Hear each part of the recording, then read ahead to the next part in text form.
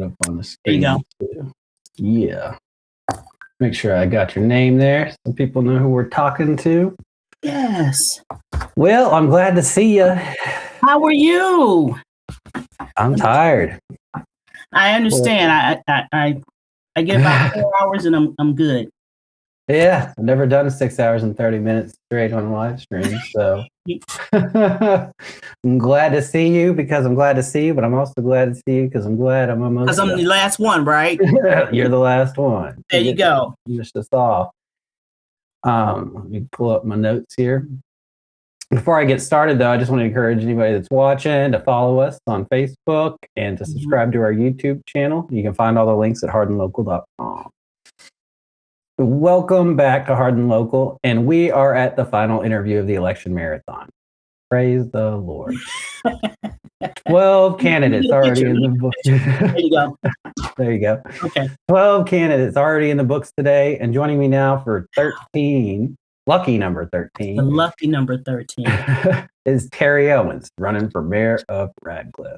Yes. So, same format as everybody today. Every candidate in your race gets the same questions, same order, same times. And then we also here at Hardin Local have the same sponsors too.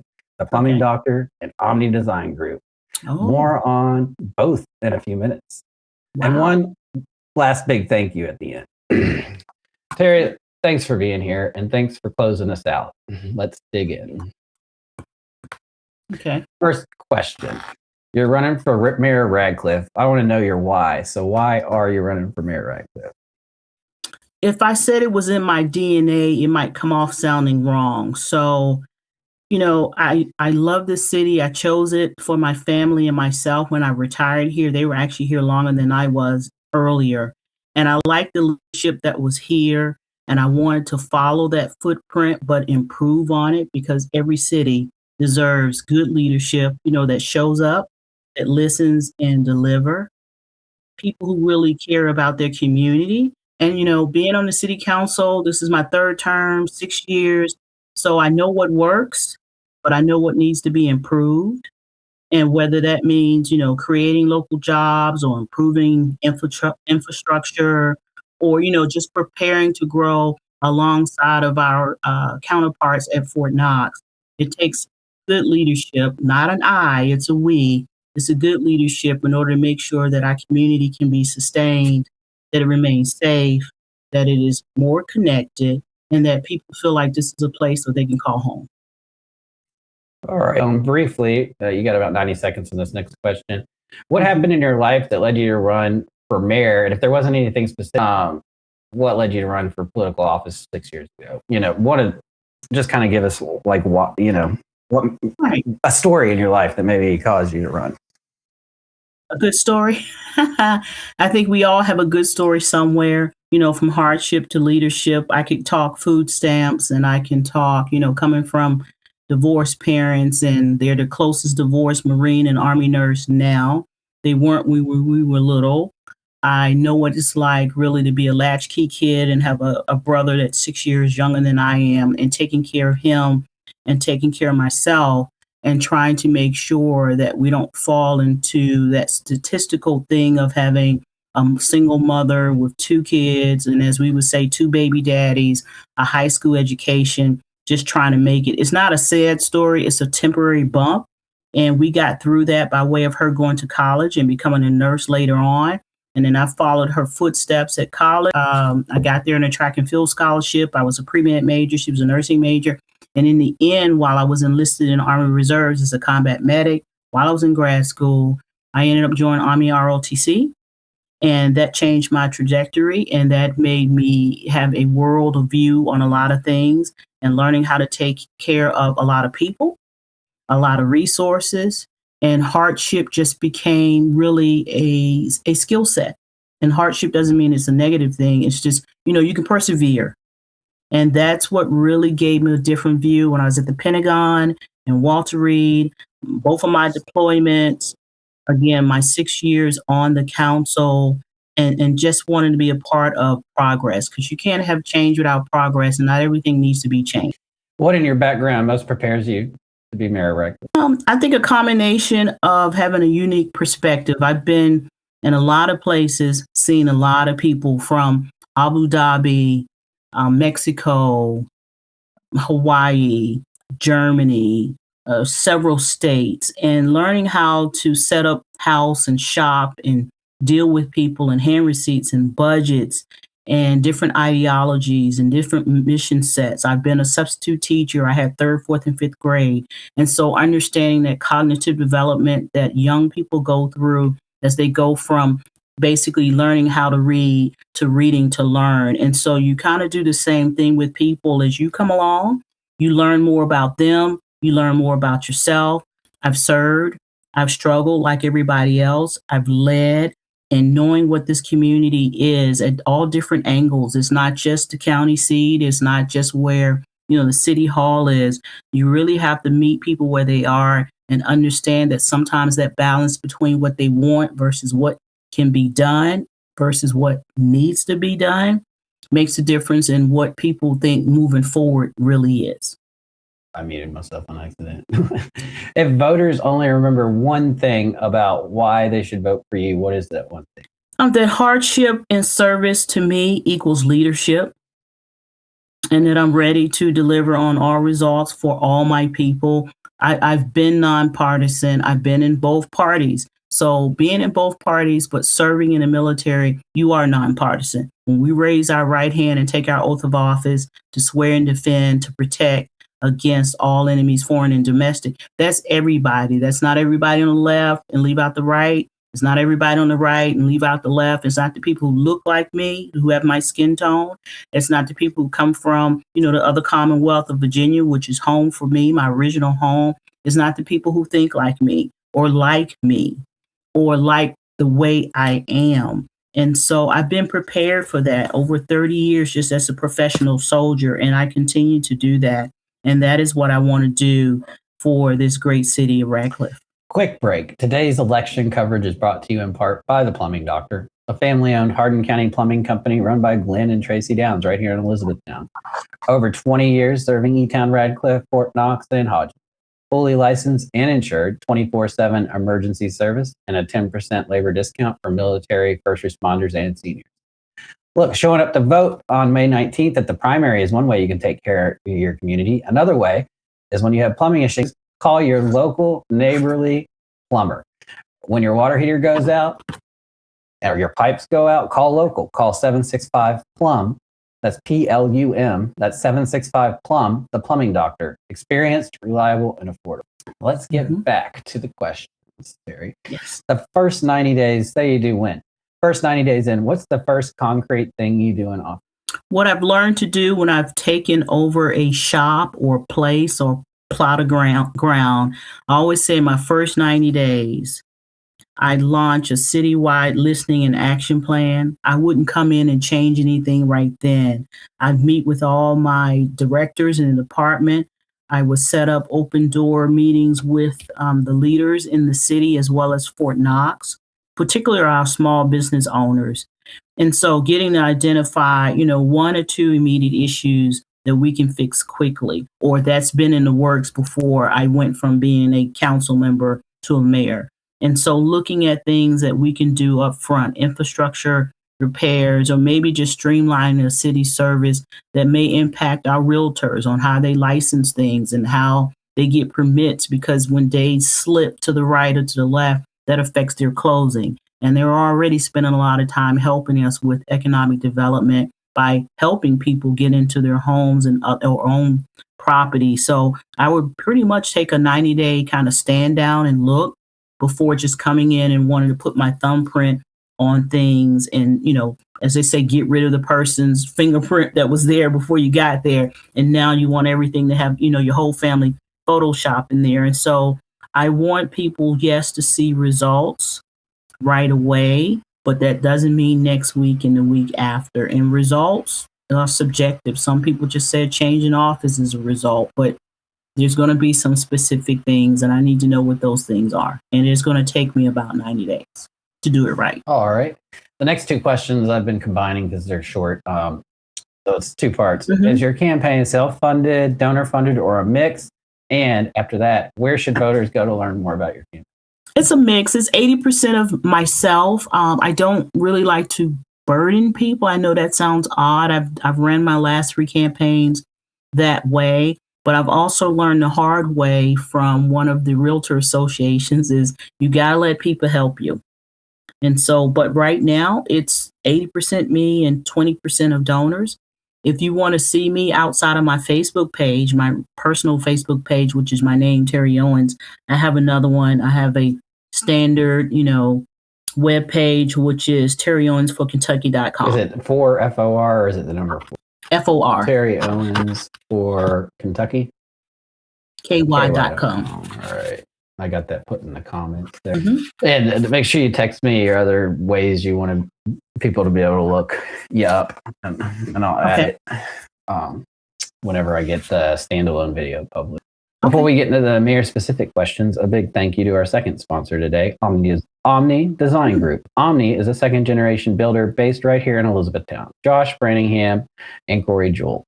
Born and raised in Hardin County with deep family and business roots in the county, they handle new construction and remodeling across residential and light commercial, any size home, any size reno. No project's too big, no renovation is too small, and no idea is too out of the ordinary. They're actually the team that built the first storage container commercial structure in Hardin County over at Heartland Mini Golf.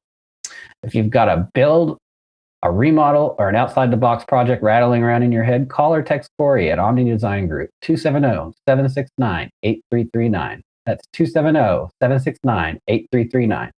Corey at Omni Design Group, locally owned, locally built, custom thinking. All right, Terry, let's get into these race-specific questions. And we'll start with the budget. The city's most recent budget is about $18.3 million in the current fiscal year. As mayor, you propose the budget and lead the conversation about what the city can and can't afford. What's your approach? Where would you invest more? Where would you hold the line? And how do you communicate those trade-offs to residents who don't often see the budget until it's voted on, or maybe they never see it? Right. It's a combination of, you're right. Some are, lifing and they don't have time to see anybody else's budget but their own. And then we do have some citizens who are used to the routine of us doing an annual budget because either they've been in this business or they know someone in this business, or we do a great job projecting what we do from our monthly meetings. And so, yes, we have about $18.3 million to work with. And of course, when we prioritize, you always want to look at how does that affect the daily lives. And so I'm looking at public safety, infrastructures for roads and drainage. So we have roads that are on what I call a birthday cycle for resurfacing. And so when it's time, or when I'm out and some citizens will say, hey, I've been here since 1982 and our street has not been done. And I've even heard it in my own neighborhood where folks have said, Councilwoman Owens, this street hasn't been done since 1990. And they don't understand that each street has an age. They might not have been laid down all at the same time, or some don't get, used with heavy traffic. And so they don't age at the same rate. And so I have to look at that list and see where we are as far as infrastructure around the roads. And that includes sidewalks. And so we look at the sidewalks that are, 2 feet wide, 4 feet wide, developments that have been grandfathered in where maybe they didn't require a sidewalk. They had a walkout from the front door and maybe a left or right that goes to the driveway. And then they have like a bump at the end of their street that's a curb, but no sidewalk. It's just depending on the development and what the plan was approved for. Same thing with drainage. A couple of days ago, I was out knocking on the doors off of Vine Street, and this woman had an easement to a drainage ditch, but all of the weeds and things had grown on it. And I said, yes, ma'am, it's still your responsibility. It does belong to the city. It's our equipment. It's part of our stormwater management. But so I ended up helping to clean it out with another young lad, if you will, and paid him for his services. And then we talk about economic development. That's always tied to small businesses because that's what we have on here on the north end. And they've just had to lift and shift like a lot of businesses between the BRAC, or the base realignment and closure, in 2010. And of course, COVID, and then post-COVID. And now, of course, our current administration, which we always have to adjust no matter who's in the White House. There's always an adjustment at the federal level and at the state level because they both have annual budgets. So try to stay close to the annual budget. So those things trickle down to us. And so small businesses and our connections to Fort Knox. We just had an interesting conversation with having a residential development near Fort Knox. And what Fort Knox kind of feared is encroachment in every military base that I've been assigned to, from Fort Hood to Walter Reed, the former Walter Reed, before we moved it to Bethesda, Maryland, is how much distance. So those kind of things, daily things that you can see, and then the big things follow. Fort Knox and the local economy is the next question. It's Radcliff has, Radcliff has more than 22,000 citizens and sits right next to Fort Knox. And I've been told about 30% of your economy runs straight through the gates one way or another. How do you think about the city's relationship with the post, with military families who live in Radcliff, and with the commanders who rotate through every few years? Right. A good fact about Fort Knox is it has the most general officers on it.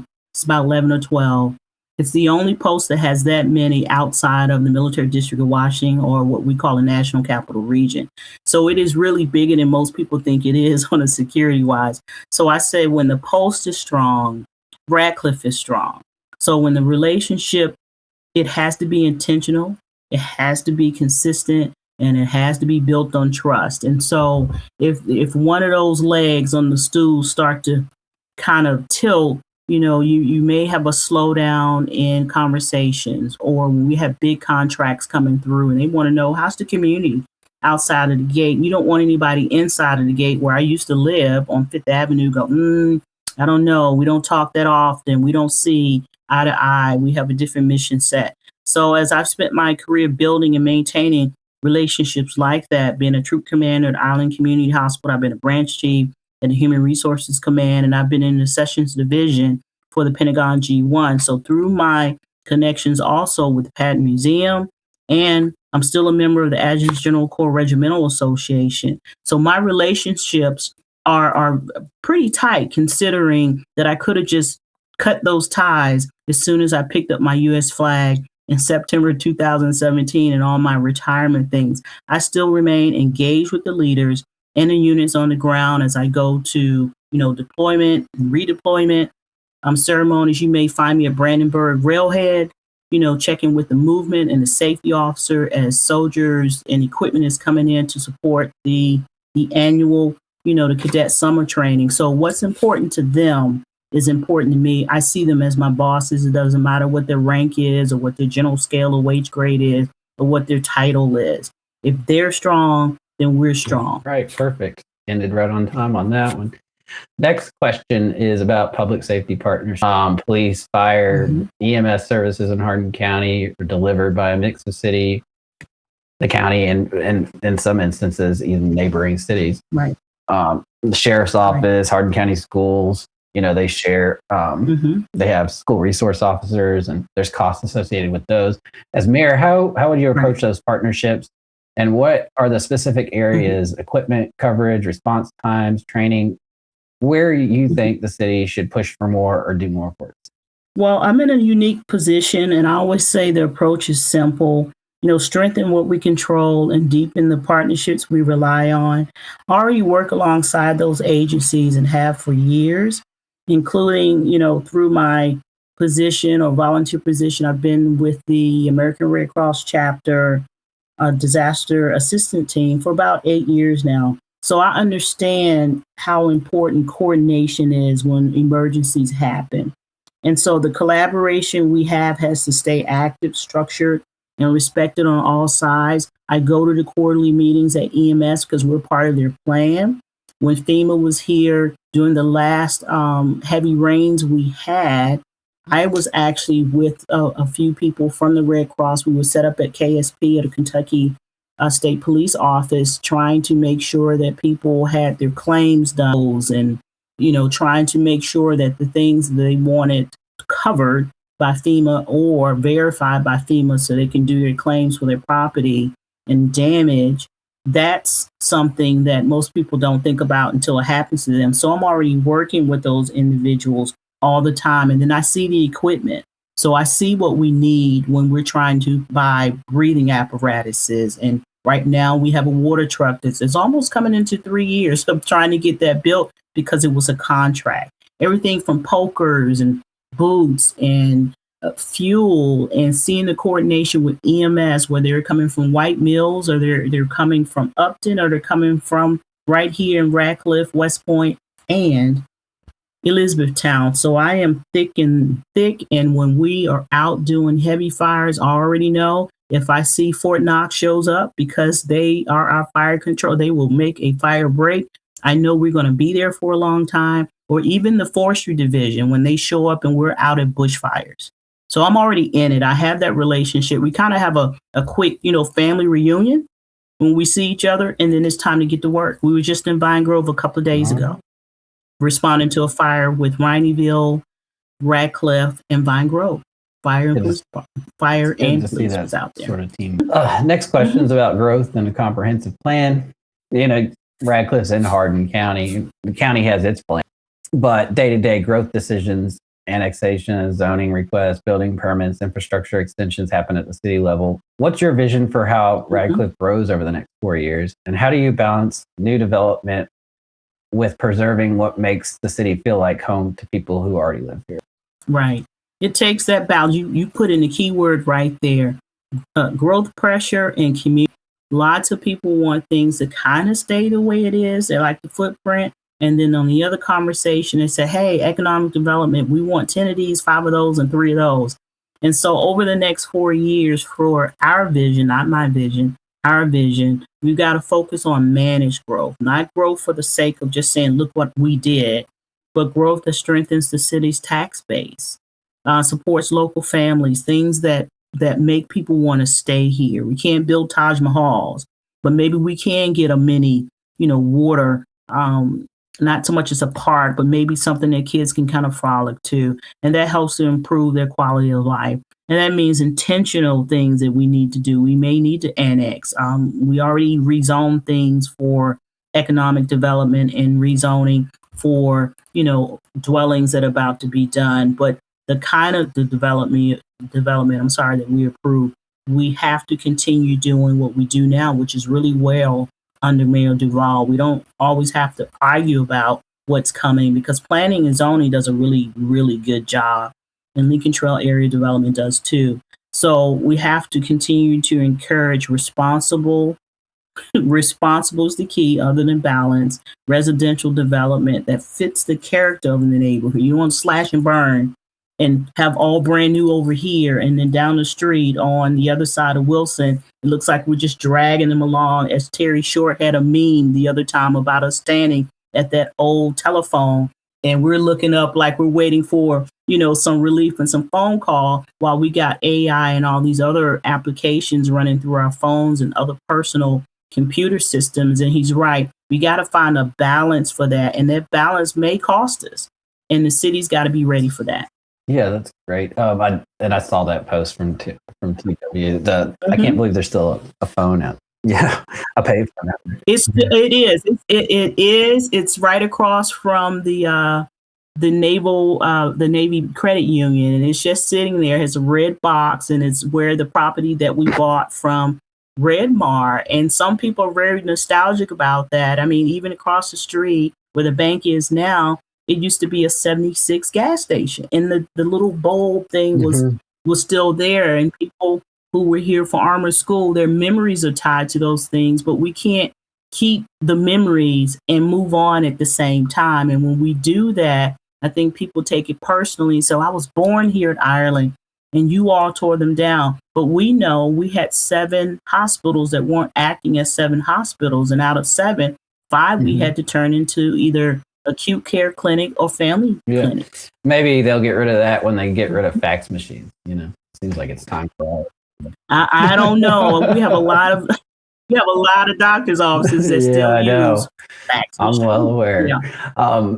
So the last question, and before I do the last question, it's going to be about working across boundaries. I'll just let you know how we'll finish up. You'll do the last question, then I'll do the closing for my side. And then after I do my closing, I'll let you do a 90-second elevator pitch to why people should vote for you. And then we'll be done.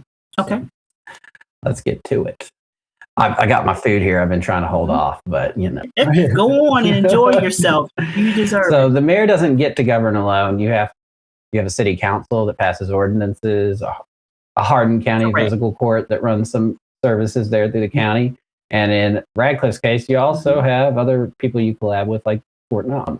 How do you build working relationships across those different types of boundaries, especially when you disagree on substance or policy?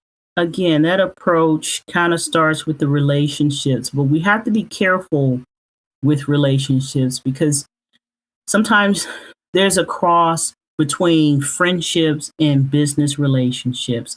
And when it kind of gets, convoluted and you can't tell where you started and ended, and some people will say, well, you sort of owe me something. They may not say it, but they have an expectation because maybe they went to school together, maybe they attend the same house of worship. Well, we will give her a second. Here she comes. She's coming back. You're back. Just So again, relationships and just knowing the boundaries. And so my approach to this is just to build on the trust that we had before there became a problem, which means regular communications, not just showing up when decisions are on the table or when there's a big disgruntled thing and now everybody kind of rushes into it and they want to be seen and heard. We do disagree on substance, but focusing on what we still need to agree on. Shared goals like public safety, economic growth, and the quality of life for residents in Radcliff and then our neighboring cities. I would hate to have one city, just barely hanging on because of where they're located and their budget. And you got the other city over here just sort of thriving. And people in the middle are going, well, what about us? What are we going to do? And them not understanding what our limits are on the left and the right. So I believe in being direct and respectful. Making the case clearly, listening to the other side, which is why I tell people I've been in both parties and I'm a registered Democrat now, but I have no problems being invited to things. I've got to get information on the left, information on the right, the people in the back and the people in the front, because that's what informed decision making is all about. So my job as mayor would be to make sure those relationships stay functional, even when we don't see eye to eye. And so the community doesn't pay the price for government disagreement. In this case, we're talking about municipal government because people can shut other people down and go, well, I'm not talking to them anymore. I'm going to stonewall her. I'm not going to answer the call. I'm going to indirectly make them look bad. And we don't need to act that way. And our constituents don't deserve it. This is true. So, Terry, I'm going to do my closing now, and then you'll have 90 seconds after that. So, Terry, thank you for being here. Thank you for closing out the Hardin Local Election Marathon with me. Yeah. We'll drop your where to learn more answer in the comments below the live stream, so anyone watching can find you. I already put your website. Okay. People can look that up, and if you want me to add anything else, you can just send me a text. What else? I will. And that, folks, is about to be a wrap on the longest live broadcast in Hardin Local history. 13 candidate interviews, 7 hours, one continuous stream. Every candidate got the same questions for the race in the same order. No surprises, no gotchas. Just every person who's asking for your vote on the record in their own words. One last thank you to today's sponsors who made the whole thing possible. The Plumbing Doctor at 765-PLUM for 24/7 Hardin County Plumbing, and Omni Design Group. Call or text Corey at 270-769-8339 for your next build, remodel, or custom project. Both businesses are locally owned, locally rooted, and they put their money where their mouth is on Hardin County government. Couple voter info reminders. Before I do sign off, I'll go over those after Terry's given her elevator pitch. So take it away, Terry. You got 90 seconds. Why should people vote? Got it. On my signs, you'll see Together We Will. The T and the O, of course, is bold because that's for Terry Owens. And so if I walk up to anybody, depending on where I am, I'll say, my name is Lieutenant Colonel retired Terry Owens. For 6 years as a city council member, I have served with accountability, fairness, clear vision, and listening to you and standing up for the values that make our city strong. As we celebrate 70 years of community progress, I'm stepping up to run for mayor. I'm running not for ambition, extra money, or a sense of entitlement. I'm running for the responsibility to lead, to serve, and to help guide Radcliff into the next chapter. I'm running because I've learned what works and I know what needs to work better. I've seen the dedication of our city employees, the passion of our residents, and the potential that still lies ahead. I've seen the challenges and believe we need leadership ready to face them head on. My campaign theme is Together We Will, meaning it's not about me, it's about us. Together we will honor our past, protect our values, create opportunities for every neighborhood by investing in safety, supporting local businesses, improving daily life, and empowering our youth. As your new mayor, because I'm claiming it, I will work every single day to earn your trust and confidence, because leadership is not about popularity, blind loyalty, favoritism, or standing above people. It's about standing with them. My husband Raymond and our daughter Courtney and I believe in the city, and we believe in you, and together we will make a difference. And I'll always say thank you, and may God bless you. And now let's get to work. Thank you, Terry, for that great speech there on why people should vote for you. We thank you for joining us. I hope you have a great Derby week. Yes. And I'll be knocking on doors. There's no such, my Derby is the sidewalk. I was out today reminding people I'm number 2 on the ballot, but certainly not number 2 as a leader. But yes, you enjoy your Derby weekend. Well, you can still enjoy it. I'm sure walking neighborhoods on Saturday Derby Day is a great time to go meet people because they're all. It's fun. It was out today when I left Bluegrass Middle School, and so it is. Every time that I get to knock and meet somebody or recognize a dog that I saw, a couple of months ago or a year ago, and they've grown up and they're still thriving. Yes, every day that I'm above ground is a good day. All right. Well, best of luck to you on May 19th, Terry. I'll talk soon. Yes. Thank you. Have a good night. Good. You too.